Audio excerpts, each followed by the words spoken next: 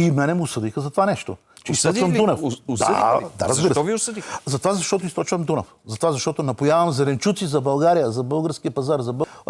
Продавах за българските вериги поне по 10 камиона на ден. Това е разграбване на българското земеделие и унищожаване. Ние сме едни от най-добрите в света. Произвеждаме зърно, изнасяме зърно, но ние изнасяме суровини. Но с толкова скъпи зеленчуците в момента, ако се върнем към началото. Това ви казвам, че ние целенасочено си убихме зеленчукопроизводството, животновъдството и плодовете. 85% вноса на зеленчуци е от чужбина. Трябва ли да имат земеделците достъп до вода? Българските земеделски производители в момента нямат пари да си купат торове и след като не турат, това ще се отрази след това на брутния вътрешен продукт, защото ще имат по-малко продукция. Трета година земеделците вече сме на загуба. Това не го отчита никой. Ние субсидираме газта, производителите на торове я изнасят за Украйна. Даже реки. Ма защо трябва да плащаш?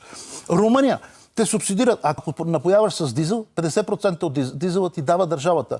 Ако си с електричество, 100% те субсидират. Знаете ли защо? Защото ти ще произведеш продукция, ще платиш ДДС, брутен вътрешен продукт, ще имаш работници, ще имаш камиони, тол такси. Тук ние какво правим? Правим стагнация.